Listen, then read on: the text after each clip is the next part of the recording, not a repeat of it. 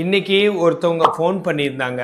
அவங்க என்கிட்ட சொன்னது என்னன்னா, "சார் உங்கள நேர்ல வந்து பார்க்க முடியுமான்னு?" கேட்டாங்க. ஆனா என்ன ப்ராப்ளம் அப்படின்னு கேட்டேன். "கழுத்துல வலி, விரல் மரமரப்பு, தலை சுத்துது. நான் டிரைவரா இருக்கிறேன்" அப்படின்னாங்க. சரி அது மட்டுமான்னு கேட்டேன். "இல்ல இடுப்பு, காலெல்லாம் கூட கொஞ்சம் வலிக்குதுன்னு" சொன்னாங்க. சரின்னு நான் என்ன பண்ணேன், "நீங்க ஏங்க ஆன்லைன்ல ஃப்ரீ கன்சல்டேஷன் பண்ணிக்கலாம்ல, ஆன்லைன்ல எக்சர்சைஸ் பண்ணிக்கலாம்ல. அதான் இது மாதிரி ப்ராப்ளம்க்கெல்லாம் ஆப்ஷன்ஸ் இருக்குல்ல. கன்சல்டேஷன் ஃப்ரீயாக பண்ணிவிட்டு treatments paid online treatment 1 week treatment நான் எப்போவுமே 10,500 சார்ஜ் பண்ணுறேன். ஒரு நாளைக்கு 1,500 கணக்கு இந்த மாதிரி எடுத்துக்கலாம்ல, பெர்மனெண்ட்டாக க்யூர் ஆகும்ல" அப்படின்னேன். "இல்லை சார், நான் டைரெக்டாகவே வரேன்." "ஏன் அப்படி சொல்கிறீங்கன்னு?" கேட்டேன். என்னன்னாங்கன்னா, "சார் உங்களோட வீடியோஸ் பார்த்து நான் எக்ஸசைஸ் பண்ணேன் சார். அப்போதைக்கு எனக்கு குறைஞ்சது. அதுக்கப்புறம் பார்த்தா திரும்ப வந்துருச்சு" அப்படின்னாங்க. அப்போ வந்து சரிங்க, அப்போதைக்கு குறைஞ்சது, திரும்ப வலி வந்துருச்சு. அதுக்காக எதுக்கு நேர்ல வரதா சொல்றீங்கன்னு. அதான் சார், ஆன்லைன்ல இப்போ வீடியோவ பார்த்து எனக்கு அப்போதைக்கு பண்ணி வந்துருச்சு. நேர்ல வந்து மொத்தமா சரி பண்ணிக்கலான்னு தான் சார் நான் வரதா சொல்றேன் அப்படின்னாங்க. உடனே நான் அப்பவே அவங்ககிட்ட வந்து சொன்னேன். இதுக்கு தாங்க நான் வீடியோ போடாம இருந்தேன். எக்சர்சைஸ் சொல்லிக் குடுத்து. நான் உண்மையிலே சொல்றேன், ஸ்டார்ட்டிங்லேருந்து எக்சர்சைஸ் சொல்லி வீடியோ போடுறது என்னோட எண்ணமா இல்ல. நோய் என்ன? அதை எப்படி நிரந்தரமா சரி பண்ணலாம்? அதுக்கு எப்படி எக்சர்சைஸ் வந்து என்கிட்ட ஆன்லைன்ல செஷனா எடுத்துக்கலாம், பெய்டு செஷனா எடுத்துக்கலாம். இப்படியெல்லாம் தான் நான் பேசி வீடியோ போட்டுட்ருந்தேன். அப்படிங்கிறப்போ, அந்த மாதிரி நான் போட்டப்போ கமெண்ட்ஸில வந்து, "எங்களுக்கு எக்சர்சைஸே சொல்லி தரல. எக்சர்சைஸ் சொல்லிக் கொடுங்க, எக்சர்சைஸ் சொல்லிக் கொடுங்கன்னு" கேட்டதுனால, நான் என்ன பண்ணேன், சரி வேறு வழி இல்லாமல் எக்சர்சைஸ் சொல்லிக் கொடுக்குற வீடியோஸ் போடலான்னு சொல்லிட்டு, அப்பவும் நான் வந்து அந்த கமெண்ட்டுக்கு பதிலெல்லாம் எழுதினேன். என்ன எழுதினேன்னா, 7 மணி நேரம் நான் வந்து செஷன் எடுத்து க்யூர் பண்ணுறது. அந்த 7 மணி நேரமே கிளினிக் வரப்போ 15 மணி நேரம் வர சொல்லி தான் கழுத்தில் ஒரு ஸ்பாண்டிலைட்டிஸோ இல்லை ஆஸ்டியோஆர்த்ரைட்டிஸ், முழங்கால் வலியோ, இடுப்பு வலியோ, கால் வலியோ, தலை சுத்தல், விரல் மரமரப்பு இந்த மாதிரி பிரச்சனையெல்லாம் சரி பண்ணிகிட்டு இருந்தேன்.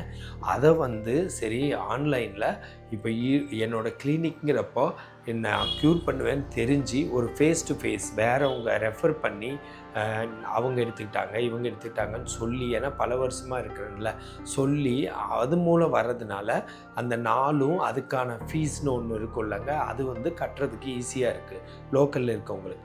இப்போ நீங்கள் வந்து ஒரு ஆன்லைனில் என்னை பார்த்து வீடியோஸ் பார்த்து வர்றீங்க அப்படிங்கிறப்ப அந்தளவுக்கு உங்களுக்கு ரெஃபரன்ஸ் கிடைக்காதுல்ல. அதனால் சரி செலவு கம்மியாக இருந்தால் தான் எடுத்துக்குவீங்கன்னு ரொம்பவும் அந்த நாட்களை குறைச்சி அந்த எல்லா ஸ்ட்ரெயினையும் ஒரு நாள் சொல்லி கொடுத்து, 2வது நாள் சொல்லி கொடுத்து, 3வது நாளோ 4வது நாளோ மனப்பாடம் டேன்னு வச்சு உங்களை மனப்பாடம் பண்ண வச்சு பொறுமையாக, பேஷன்ஸுக்கும் பொறுமையாக இருக்கும், எனக்கும் சொல்லிக் கொடுக்க நிம்மதியாக இருக்கும். அதாவது பர்ஃபெக்டாக செய்வாங்க. அந்த மாதிரி ஃபுல்லாக க்யூர் ஆக வச்சு, க்யூர் ஆனதுக்கப்புறம் கூட ஒரு 3 நாள் திரும்ப வலி வருதான்னு செக் பண்ணி அனுப்பிச்சிட்டு இருந்தேன். அது எனக்கு ஃபுல்லி சாட்டிஸ்ஃபைடாக இருந்தது. இங்கே ஃபீஸுங்கிற ஒரு காரணத்துக்கு எனக்கு உண்மையை சொல்ல போனால், ஒரு ஸ்பைனல் கார்டு, உங்களோட ஸ்பைனல் கார்டுங்க $10 மில்லியன் கொடுத்தாலும் கிடைக்காது. உங்களோட கழுத்து, உங்களோட கை, அதுக்கு ஏன் வந்து நான்லாம் என்னோட உடம்புங்கிறப்போ எவ்வளவு வேணாலும் நான் எக்ஸ்பென்ஸ் பண்ண ரெடியாக இருக்கேன். அது கேட்டால் என்கிட்ட இல்லைங்க, நான் கஷ்டப்படுறேங்க. ஆனால் கஷ்டங்கிறது ரொம்பவும் கஷ்டப்படுறவங்க, சாப்பாட்டுக்கே இல்லாமல் இருக்கிறவங்க சொன்னால் அது கரெக்டுங்க. ஆனால் என்கிட்ட சொல்கிறவங்கெல்லாம் இன்றைக்கி கூட ஒரு பேங்க்லேருந்து ரிட்டையர்ட் ஆன மேனேஜர் வந்து, நான் சீனியர் சிட்டிசன், எனக்கு 40,000 தான் பென்ஷன் வருது, 60,000 தான் பென்ஷன் வருது. 60,000 பென்ஷன் வருது ஒரு பேங்க், ஸ்டேட் பேங்க்கோட மேனேஜர். அதுக்கும் இந்த அவரோட ஸ்பைனல் கார்டில் வந்த பிரச்சனை, இல்லை ஃப்ரோசன் ஷோல்டர், கை தூக்க முடியாத பிரச்சனைக்கு ஒரு 10,500ங்கிறது எப்படி ஒரு பெரிய காசாக இருக்க முடியும்? எனக்கு அது புரியல. அதனால எனக்கு ஒன்றுமே இல்லை. இப்போ நான் பேசுகிறதெல்லாம் வந்து எப்படியாச்சும் இதில் யாராச்சும் ஒரு 4 பேராச்சும் கொஞ்சம் மாற்றினோம்னா அவங்க நல்லா இருப்பாங்க. இதில் கான்செப்ட் என்னன்னு எனக்கு ஓரளவுக்கு புரிஞ்சிருச்சுங்க.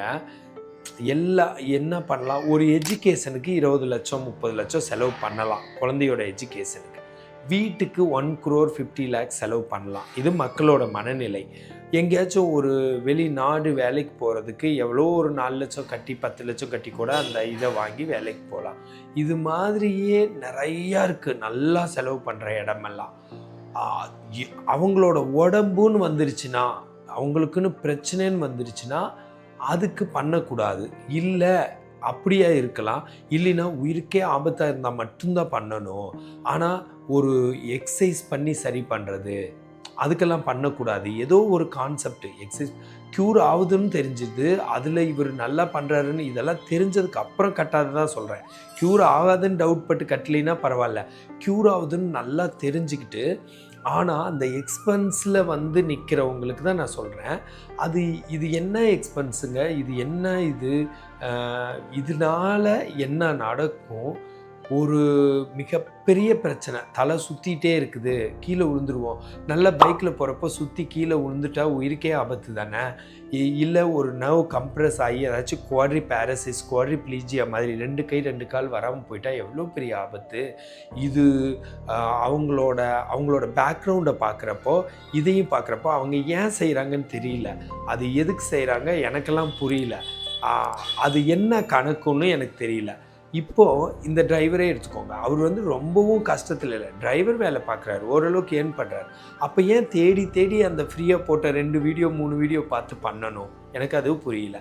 அப்படி பண்ணாமல் பேசாமல் 7 டேஸு ஆன்லைன் எடுத்து அது ஃபுல் க்யூர் ஆக்கியிருக்கலாம்ல.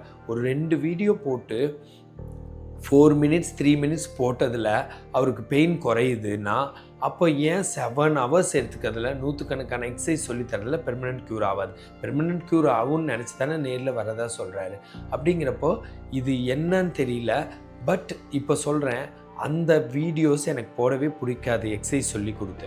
அப்படியே நான் போட்டேன்னா அது எப்படி இருக்குன்னு காட்டுறதுக்கு தான். ஒரு மூவி வருதுன்னா ஒரு ட்ரைலர்னு போடுறாங்களே, ட்ரைலர் என்ன ஃபுல் வீடியோவா? அந்த மாதிரி அது எப்படி இருக்குன்னு வேணால் செக் பண்ணி பாருங்கள். இப்படி தான் இருக்கும், செய்யறதுக்கு ஈஸியாக இருக்கும், செஞ்ச உடனே கொஞ்சம் ரிசல்ட் வரும்னு காட்டுறதுக்கு தானே தவிர ஃபுல்லாக பெர்மனண்ட்டாக க்யூர் ஆக கிடையாது.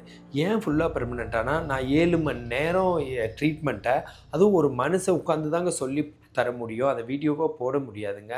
அதனால தான் நான் வந்து அந்த மாதிரி ஒரு செஷன்ஸ் வச்சுருக்கேன். சரி, செஷன் ஃப்ரீயான்னு கேட்டால் உண்மையிலேயே நான் ஒரு ட்ரஸ்ட் வச்சுருக்கேன். அதில் செஷன்ஸ் வந்து ஃப்ரீயாக கொடுக்குறேன், ரியலாக ஏழைங்களுக்கு கொடுக்குறேன். அப்புறம் இருக்கிற ஃபீஸை கம்மி பண்ணுறேன் சிலருக்கெல்லாம். அப்புறம் ரொம்ப ஒரு மாதிரி சுருக்கி ரொம்பவும் கம்மியாக அவங்களுக்கு க்யூர் ஆகிற மாதிரி தான் பண்ணுறேன். அந்த ஃப்ரீ இதெல்லாம் வந்து உண்மையாலுமே அவங்க புவராக இருக்கணும், ரொம்ப ஏழையாக இருக்கணும், அவங்களுக்கு நான் அந்த மாதிரி பண்ணுறேன். ஸோ அதனால் இதில் எதுக்கு அப்படின்னு தெரியல. ஆனால் உண்மை சொல்கிறேன், ஃபைனலாக நீங்கள் உங்கள் உடம்புக்கு, என்கிட்டேன்னு இல்லை, உங்கள் உடம்புக்கு க்யூர் ஆகிறதுக்கு, அது இது மாதிரி நேச்சுரலாக எக்ஸசைஸில் க்யூர் ஆகிறதுக்கு கண்டிப்பாக நல்லா செலவு பண்ணணும். உங்கள் உடம்பை காப்பாற்றிக்க செலவு பண்ணணும். நல்ல பழங்கள் காய்கறிகள் வாங்கிறதுக்கு உங்கள் ஹெல்த்துக்காக நீங்கள் ரொம்பவுமே செலவு பண்ணி தான் இருக்கணும். இல்லாதவங்க மட்டும்தான் அந்த மாதிரி பண்ண முடியாது. இருக்கிறவங்க வேறு இதுக்கு பண்ணலாம், பட் இதுக்கு மட்டும் பண்ணக்கூடாது அப்படிங்கிறது அவங்க உடம்புக்கு அவங்க பண்ணுற ஒரு அநீதியாக தான் தெரியுது. அந்த மாதிரி பழக்கங்கள் எங்கிருந்து வந்துச்சுன்னு தெரியல. அதனால் எனக்கு ஒன்றுமே இல்லை, பட் பேஷண்ட்ஸு அந்த ப்ராப்ளமோட கஷ்டப்பட்டு நாளைக்கு இதை விட பல மடங்கு செலவு பண்ணிக்கிட்டு ஒரு பெரிய பெரிய ப்ராசஸில் போய் மாட்டுறாங்க. இது என்னை பொறுத்தளவுக்கு அறியாமை மாதிரி தெரியுது. முடிஞ்சால் கொஞ்சம் கொஞ்சமாக மாற்றி பாருங்கள். இந்த மாதிரி ஹெல்த் டிப்ஸ் வேணுன்னா என்னை ஃபாலோ பண்ணுங்கள். ஃப்ரீ ஃபிசியோதெரப்பி கன்சல்டேஷன் வேணுன்னா எனக்கு கால் பண்ணுங்கள். நான் பிரகாஷ் ஃபிசியோதெரபிஸ்ட்.